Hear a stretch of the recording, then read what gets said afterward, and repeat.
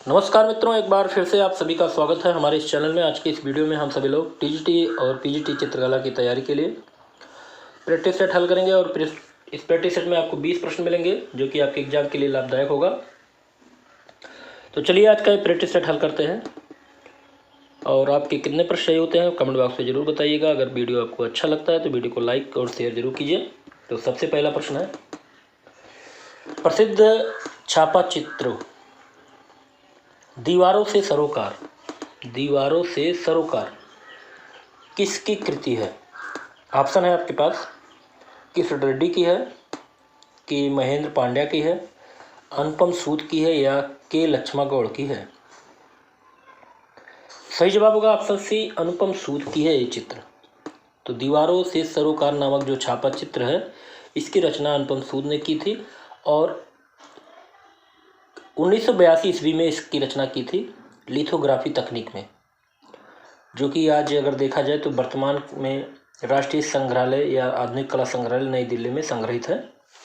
दीवारों से सरोकार, वेरी इंपॉर्टेंट प्रश्न है, अनुपम सूद का ये चित्र है। अगला प्रश्न है, निम्नलिखित में से कौन जहांगीर के दरबार का चित्रकार नहीं है?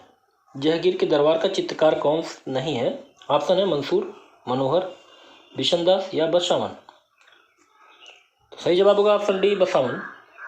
तो बसावन अकबर के काल का दरबारी चित्रकार था जो कि जहांगीर के दरबार का चित्रकार नहीं है। अगला देखते हैं, अगला प्रश्न है,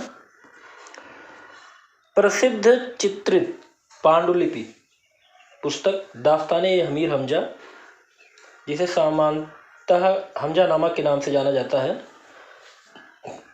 के अधिकांश भाग को किस मुगल शहंशाह के संरक्षण में चित्रित किया गया था? ऑप्शन है आपके पास, बाबर, जहांगीर, अकबर या शाहजहां। तो यहाँ पे सही जवाब होगा ऑप्शन सी, अकबर। तो दास्ताने अमीर हमजा मुगल शासक अकबर के शासनकाल में सबसे ज़्यादा चित्रित किया गया था। अगला प्रश्न देखते हैं, अकबर के समय तैयार की गई बाबरनामा की एक प्रति सुरक्षित है कहाँ पे? ऑप्शन है प्रिंस ऑफ वेल्स संग्रहालय मुंबई में, या राष्ट्रीय आधुनिक कला संग्रहालय, या दिल्ली पब्लिक लाइब्रेरी में, या राष्ट्रीय संग्रहालय नई दिल्ली में। तो सही जवाब होगा ऑप्शन डी, राष्ट्रीय संग्रहालय नई दिल्ली।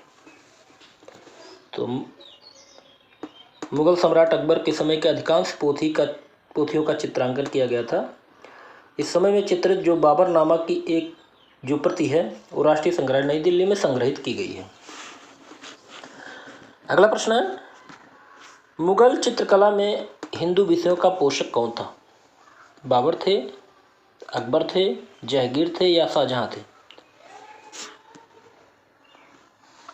तो सही जवाब होगा यहाँ पे ऑप्शन बी, अकबर। तो अकबर ने फारसी ही नहीं बल्कि हिंदू महाकाव्यों का जैसे महाभारत, रामायण आदि ग्रंथों को आधार बनाकर चित्र बनवाए थे और उसका फारसी में अनुवाद भी कराया था।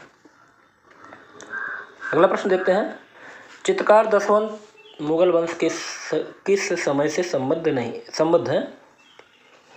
दशवंत मुगल वंश के किस समय से संबंध है?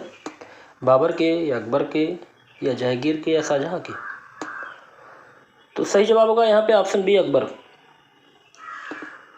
तो अकबर के दरबार में 13 हिंदू चित्रकार थे, जिसमें दशवंत था, बसावन था, केशवलाल था, मुकुंद था, मधु था, जगन्नाथ था, तारानाथ था, सावलदास था, महेश, खेमकरण, हंस, हरबंश, राम और माधव। तो चित्रकार दशवंत मुगल वंश के अकबर के समय से संबंधित हैं।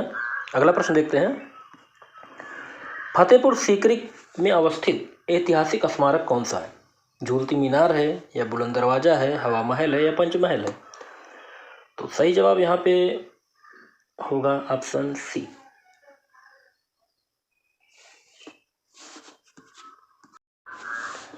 ऑप्शन सी केवल बी और डी।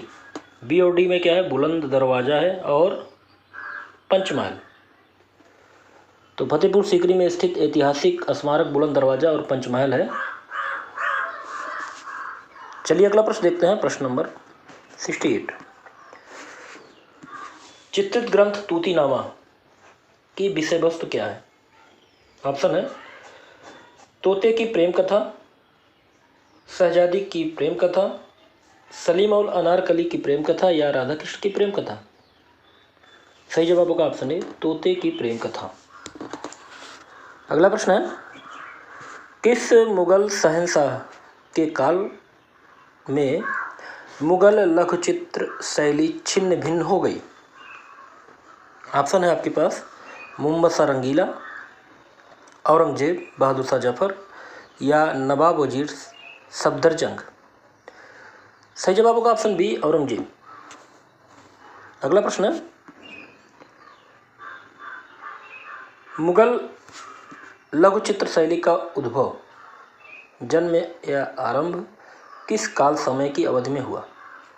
ऑप्शन है 14वीं शताब्दी, 15वीं शताब्दी, 16वीं शताब्दी या 17वीं शताब्दी। सही जवाब होगा ऑप्शन सी, 16वीं शताब्दी। अगला प्रश्न है, मुगलिया उस्ताद चित्रकार मीर सैयद अली तबरेज के फारसी उस्ताद का नाम बताइए। ऑप्शन है ख्वाजा अब्दुल समद सिराजी, फारूक बेग, मोहम्मद हुसैन, बेहजाद।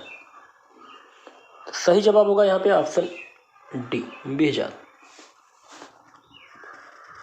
अगला प्रश्न है, किस अवधि की पेंटिंग चित्रकला में पहली बार फूल, पत्तियों और पौधों को चित्रित किया गया? मुगल सल्तनत, गुप्त काल, दिल्ली सल्तनत या मौर्य काल। ऑप्शन ए बिल्कुल सही है, मुगल सल्तनत।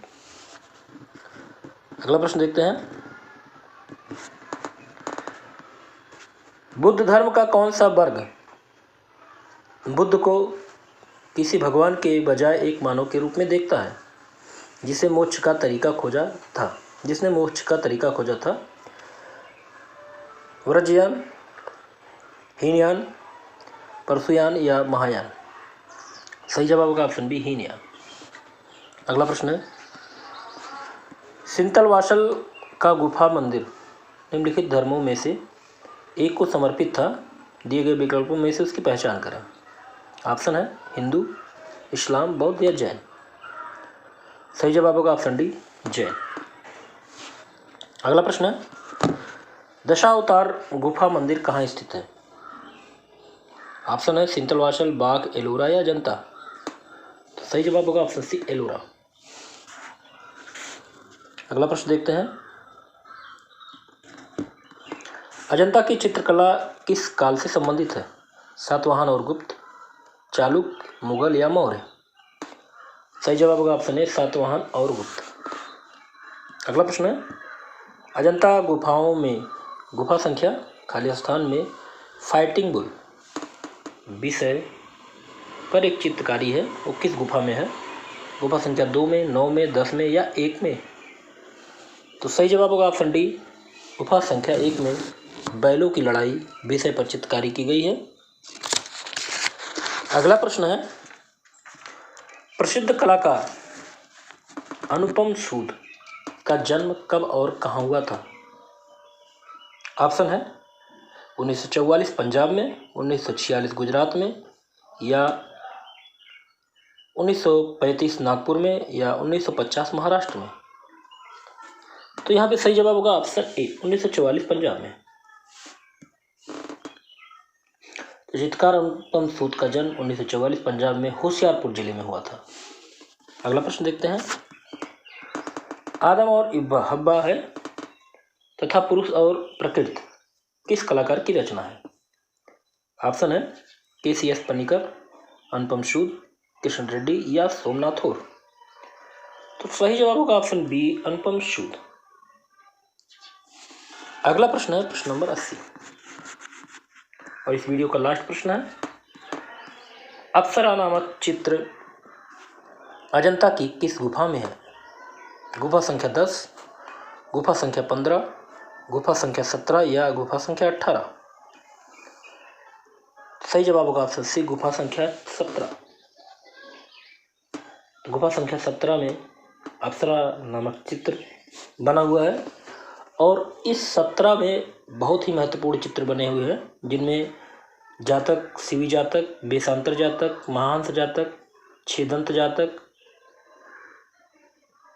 महाकपि जातक, उड़ती हुई गंधर्व अप्सराओं का भी चित्रित किया गया है।